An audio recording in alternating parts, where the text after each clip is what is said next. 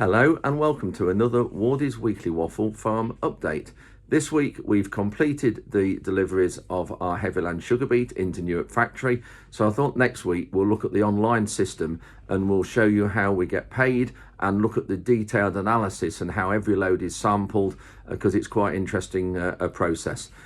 We also have found some vehicle wheelings across some of our fields and right through the middle of the yard where we've had hare courses in the middle of the night, so I'll show you those. We also have a tour around the yard that I'm a tenant of. I have an Agricultural Holdings Act tenancy of this yard, which is a 3-generation tenancy. So we look around the grain storage and we happen to be loading a lorry of wheat at the same time. I also then go and visit Farmstar, the dealer where we purchased the Manitou from a few years ago. If you remember last week at the end of the update, our Manitou has a transmission failure. So we take a detailed look at that and what we're going to do there, and visit the dealership and look at the transmission, because it's quite alarming what's happened to that. And lastly, we had an NFU county meeting only a couple of nights ago where we had the Red Arrows, or a Red Arrows pilot, come to talk to us about the exploits and of his job. So that was Red 8. So we're just going to have a few snippets of that this week, but a more detailed look at that next week. So on to this week's update. Hope you enjoy it. Thank you for watching. Click like, click subscribe, and here we go. We've got the last of the sugar beet from our Heavyland going today into the factory, and you'll see a different forklift here on the farm because we haven't got a class forklift. And you'll note from our update last week that the Manitou has a gearbox problem. We've got a hole in the gearbox. When Ruben was on the road on it on Saturday morning, it suddenly stopped, oil everywhere on the road, and there's a hole in the side of the gearbox, so we need to get that looked at. So at the minute we're without a forklift, but thanks to Richard Wright, they brought their class forklift here with their lorries. Obviously they're taking it in the factory, still using our cleaner, and they're taking it in. So we'll turn the camera around and have a bit of a look here at what we're doing. So you can see this forklift's got what we call a Beet basket on it. It's not a bucket.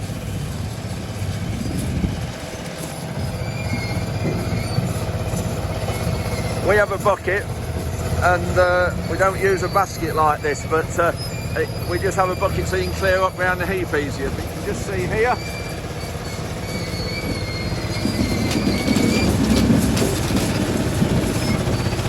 see the daylight through the bars. This machine is a 5.5 ton forklift. You can see there, 9 metre, 5.5 ton. Class Scorpion, except obviously Kramer made these for class a few years ago. So the soil we're getting out, the cleaner, is here. You can see as it drops through. You can see all this now dropping out down here. So this doesn't go in the factory. The cleaner the sugar beet goes in the factory, the better for us. We get penalised if we take soil and tops, which that's a mixture of. See here, a bit of everything there, but if that goes in the factory we don't get so much for the sugar beet. Every load is sampled and tested for sorry, not every load on some farms, but we're, because of the size of our contract, we're on what they call reduced sampling, so they only sample a percentage of the loads, and we don't know which those loads that is. That's at random. And if you can see through here, through the bars there we go, that's the beet dropping in the lorry.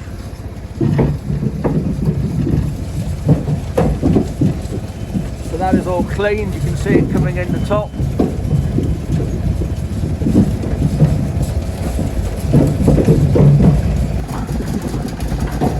So remember here, we only need 6 of these sugar beet roots to make 1 bag of sugar.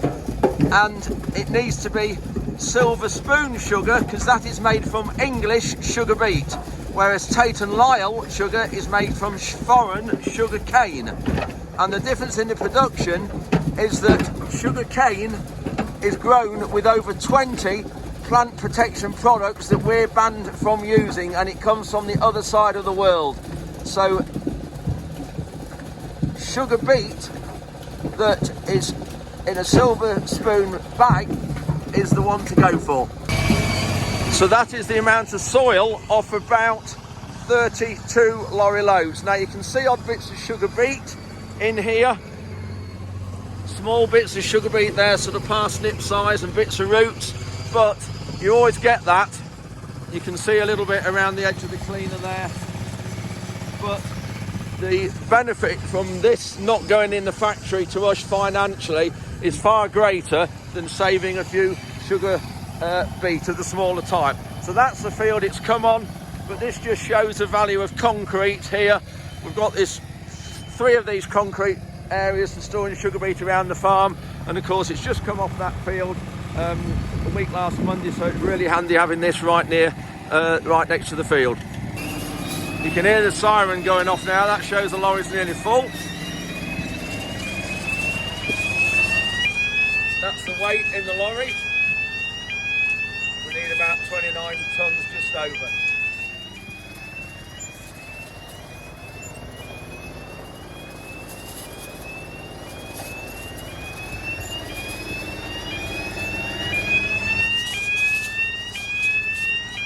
Yeah, that'll be full, that'll do it. So that's all what's left now from this field just here.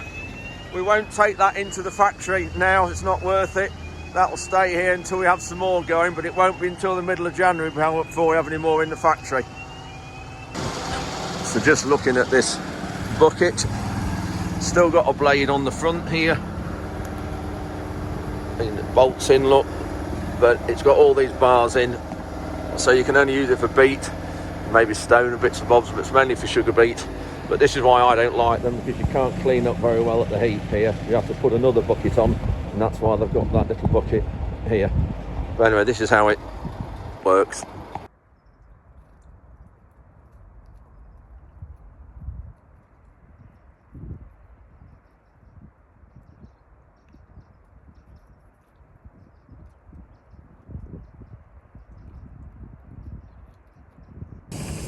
Unbelievable. I've just come up in the yard here up at the Heath, one of our farms. We're loading a lorry, and look at these tyre marks through here. Somebody has been through one of the fields just through here only this morning in daylight, because when I left this yard this morning, this is where I live, through here, there was no tyre marks through here at all, so they've just been through here. So this is where they've been, down here and down the tram line there. You see the wheelings down there. Unbelievable, in daylight, right past the house. So we're at the farm that I'm tenant of now, so we'll have a bit of a look in these sheds. We've got a pit here where we tip in here. It'll hold about 18 tons, that's all. We're loading out the bins now through the spout. So quite an old system in here. We've got a continuous flow dryer that we don't use anymore because it only dries 14 tons an hour. It takes 5% of moisture out, so it's really slow, and our combine just can't keep pace with that. So we don't use it anymore. We've got 12 bins up here. We've got elevator down the bottom there. There are the fans at the other end that you saw in last week's video. We've got elevators right up there, all the way down into the bottom. So if I lift that up there, you just see down in the bottom, down there. So then going up now to the bins.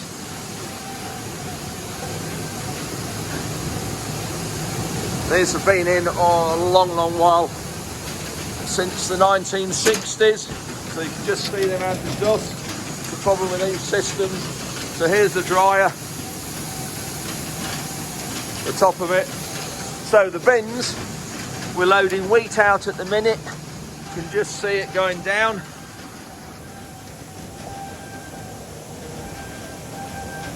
But the problem with these bins is the opening is right in the corner down there.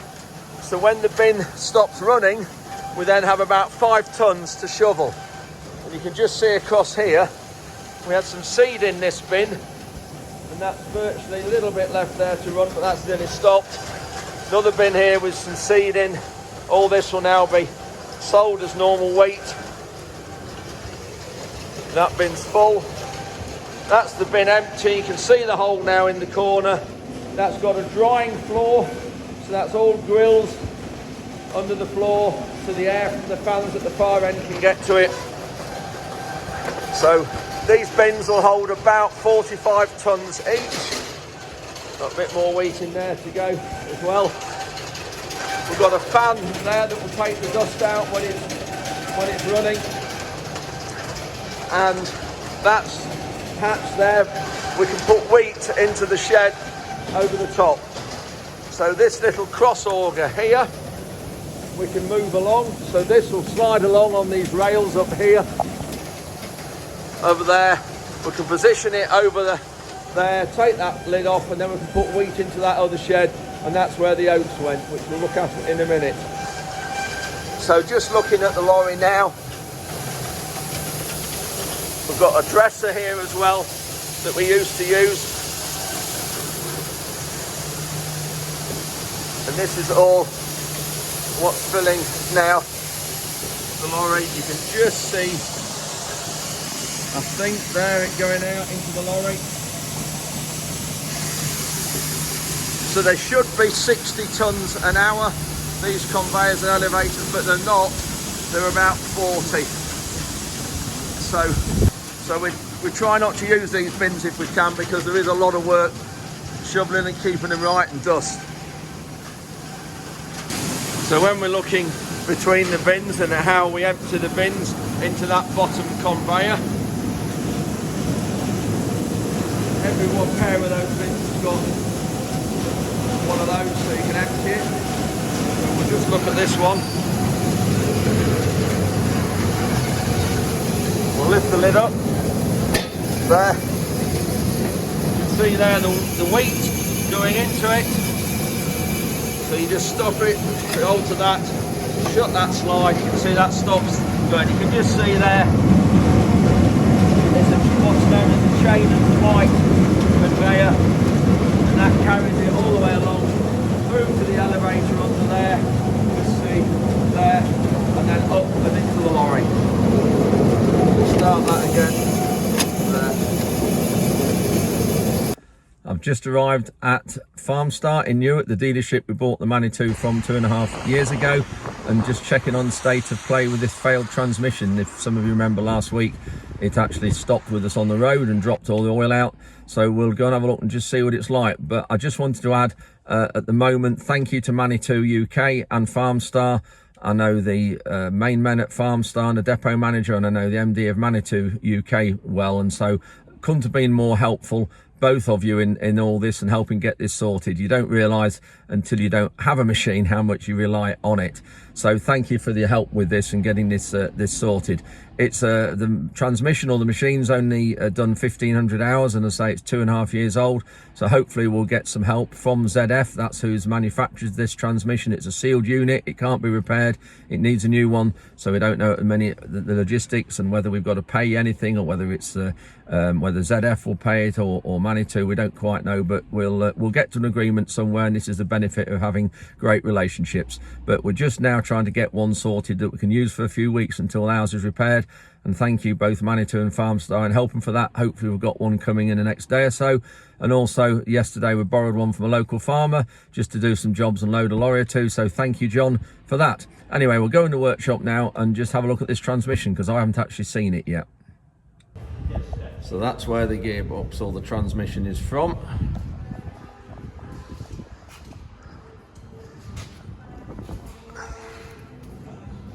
That is it there. So quite a big unit. You can see my foot against it.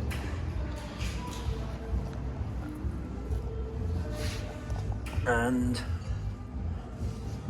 where is the hole? There. And again, looking at my hand, so it's hole's probably 5 inches long, about 2.5 inches wide. And There we are, there's the pieces from the side of it. It's cast here, and it's a ZF gearbox, or transmission rather, and these are the filters. They want the filters from it to check that they're all right. When you look in here, that's the main filter, lovely and clean in there.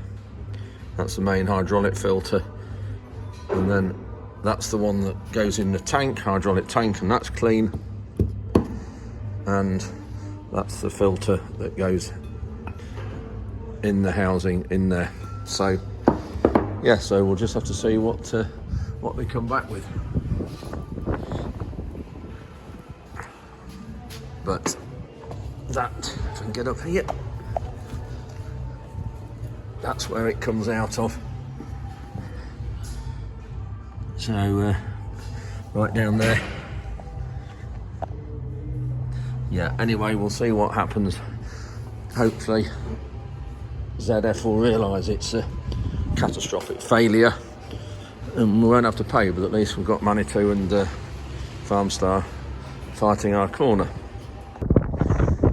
Just having a look now at one or two of the fields that were sprayed with glyphosate 2.5, 3 weeks ago.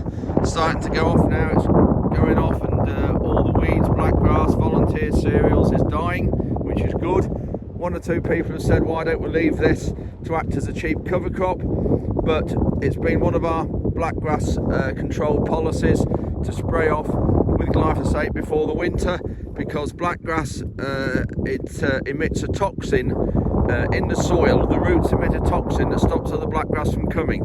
So you need to kill off what's there to get some more to come. So we'll get some more blackgrass on this germinate throughout the winter and before the spring. And what we'll do here is we'll spray it again with probably 2 litres of glyphosate, 2 litres per hectare glyphosate before we plant the crop. It's coming beans in here, and then we won't do any more cultivation, straight in here with the Simba drill, and it will put the beans in really well. It's not heavy soil. When you look, some of these lumps, look how they just fall apart.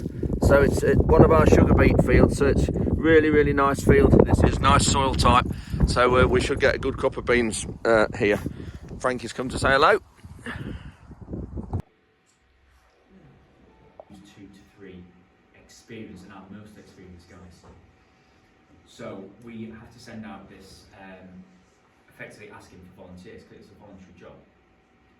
And every year we get about 30 applicants. Now, it doesn't sound many, but there's only about 105 pilots in the Royal Air Force. So from those 100, when you take who can actually apply for the job because of all those things I've mentioned, and who wants to apply for the job, because not everybody wants to do this because it is taxing on your life effectively, and we get about 30.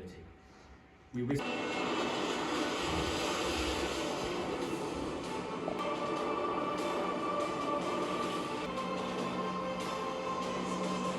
So I hope you've enjoyed this week's update, and just to remind you, next week we're going to be taking a detailed look at our British Sugar online system we use, and we'll look at every individual load and how we get paid and the analysis of each load, because that's quite interesting to look at the system British Sugar use, and also a more detailed look at Red 8 and the Red Arrows talk that we had a couple of nights ago, because that was just absolutely brilliant. So hope you've enjoyed this week's update. Thanks for watching. Click like, click subscribe, and we'll see you next week.